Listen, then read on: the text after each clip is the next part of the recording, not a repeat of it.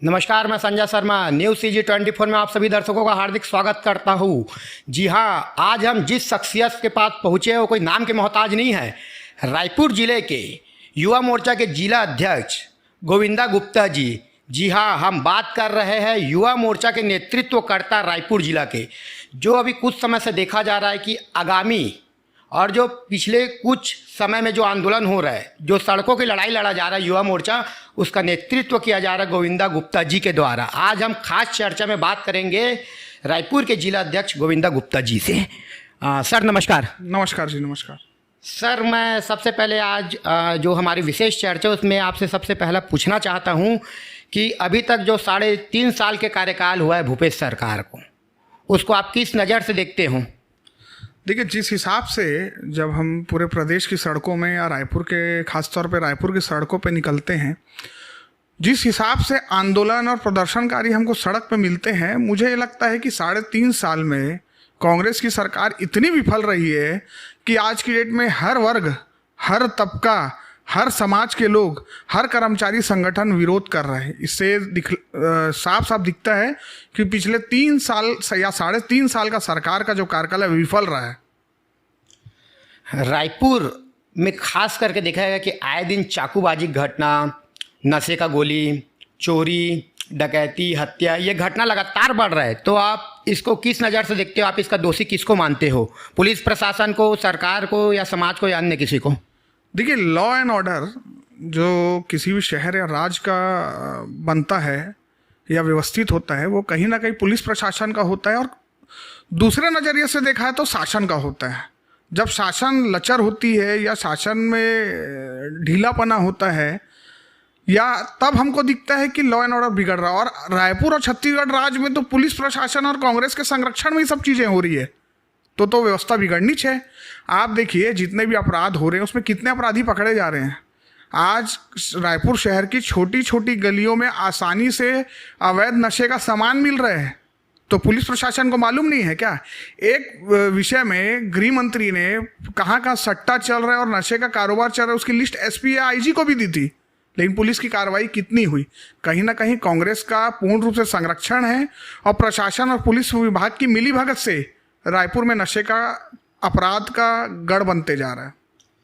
लगातार देखा जा रहा है कि छत्तीसगढ़ में और छत्तीसगढ़ के राजधानी रायपुर में युवा मोर्चा का लगातार सड़क में उतर के आंदोलन किया जा रहा है, चाहे बेरोजगारी का मुद्दा को लेकर हो, चाहे शराबबंदी को लेकर हो, चाहे आपराधिक गतिविधि बढ़ने के कारण से हो। क्या आगामी समय में युवा मोर्चा का आंदोलन इसी प्रकार से जारी रहेगा, और किस प्रकार से आंदोलन रहेगा आने वाले समय में युवा मोर्चा का? देखिए, किसी भी मोर्चे को, संगठन को, कर्मचारियों संघ को सड़क पे उतर कर समय खराब करने का किसी को शौक नहीं है। कहीं ना कहीं कांग्रेस ने अपने घोषणा पत्र में अनेक वादे किए थे, जैसे कि युवाओं से संबंधित उन्होंने वादा किया था कि हम सबको रोजगार देंगे, और जिनको रोजगार नहीं देंगे उनको 2,500 रुपये महीना बेरोजगारी भत्ता देंगे। महिलाओं से बोला शराबबंदी करेंगे। बुजुर्गों से बोले कि वृद्धा पेंशन योजना देंगे, विधवा पेंशन योजना देंगे। कहीं ना कहीं आपने अपने घोषणा पत्र में सबसे वादे किए, और एक भी वादे पूरे नहीं हो रहे। यहाँ तक कि छत्तीसगढ़, मुझे ऐसा लगता है कि पहला राज्य होगा जिसमें समस्त कर्मचारी संगठन धरने पे बैठे हैं, और सरकार और प्रशासन अभी भी इतना कड़क है कि अब उनके वेतन काट रहे हैं।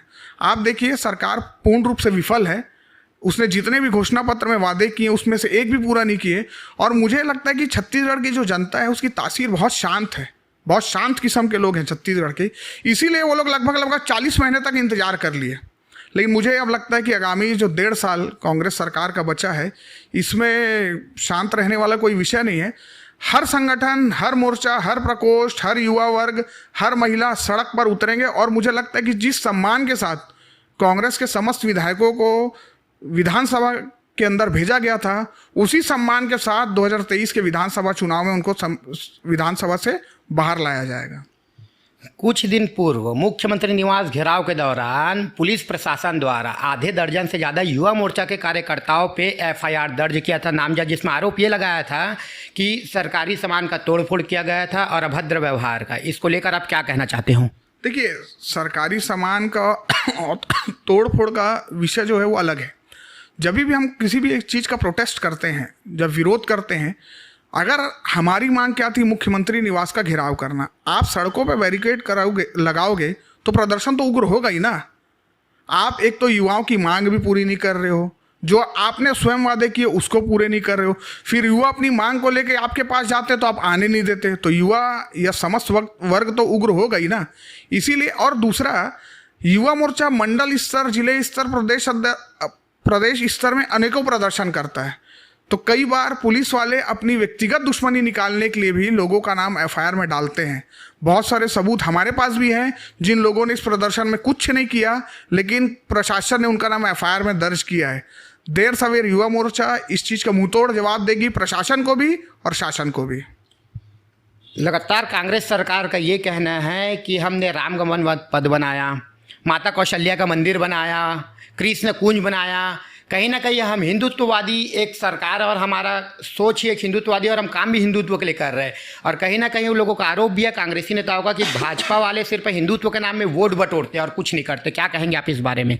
देखिए, मैं एक चीज़ सबसे पहले बोलना चाहूँगा, कांग्रेस सरकार या कोई भी सरकार हो, सबसे पहले उसको धर्म के नाम पे राजनीति नहीं करना चाहिए। आपके एजेंडे में कुछ होगा वो विषय अलग है, लेकिन धर्म के ऊपर राजनीति नहीं करना चाहिए। और छत्तीसगढ़ का प्रत्येक नागरिक, प्रत्येक वोटर शासन को उसकी चिंता करना चाहिए। लेकिन कांग्रेस सरकार ही एक मात्र ऐसी सरकार है पूरे देश भर में जो धर्म के नाम पे राजनीति करती रही और धर्म के नाम पे राजनीति करने से आज वो कुल मिला के सिर्फ और सिर्फ 2 राज्यों में रह गई है। मुझे पूर्ण विश्वास है कि आगामी समय में इस 2 राज्यों से भी कांग्रेस की सरकार हट जाएगी। एक आखिरी क्वेश्चन, लगातार देखा गया कि छत्तीसगढ़ प्रवास में कैबिनेट स्तर का दिल्ली सरकार के नेता, कुछ समय पहले अमित शाह जी, उसके पहले और बहुत सारे लेवल के नेता यहाँ आने वाले थे, और देखा गया है कि भाजपा के प्रदेश अध्यक्ष और नेता प्रतिपक्ष का बदलाव भी हुआ है छत्तीसगढ़ में। क्या इसको 2023 के चुनाव से लेकर हम देख सकते हैं? देखिए, संगठन में बदलाव एक नियमित प्रक्रिया है, तो हमारे संगठन में होता है, लेकिन कांग्रेस के टाइप थोड़ी है कि सोनिया गांधी जी अध्यक्ष, फिर राहुल गांधी जी, फिर सोनिया गांधी जी। हमारे यहाँ सब नहीं चलता। हमारे एक प्रक्रिया है, जमीन से जुड़े हुए प्रत्येक व्यक्ति जो काम करता है उसको अवसर मिलता है, और भारतीय जनता पार्टी ने वो अवसर दिया। बहुत बहुत धन्यवाद सर आपका समय देने के लिए। धन्यवाद। जिस प्रकार से आज हम रायपुर के जिला अध्यक्ष गोविंदा गुप्ता जी से जो आज विभाग बात में विशेष चर्चा की है, जिसमें इन्होंने बताया कि किस प्रकार से हम आंदोलन किया और सरकार को जो घेरने का रणनीति बनाया जा रहा है लगातार युवा मोर्चा द्वारा, कहीं ना कहीं आने वाले समय में एक बहुत ही तेज़ी से युवाओं को लेकर सक्रियता से जोड़कर सरकार के खिलाफ जो उन्होंने वादे किए थे चुनाव में, उसको लेकर प्रदर्शन करेंगे बहुत ही उग्र तरीके से। और युवा मोर्चा के प्रत्येक कार्यकर्ता जो एफआईआर हो रहा है, ना उससे डरा जाता है ना उससे डरेंगे। इस नाराओं के साथ युवा मोर्चा लगातार सरकार के विरोध में आंदोलन करने के लिए बिल्कुल सक्रिय है और भविष्य में भी करेंगे। इस प्रकार का बयान दिया गया है रायपुर के जिला अध्यक्ष गोविंदा गुप्ता जी के द्वारा। मैं संजय शर्मा, कैमरामैन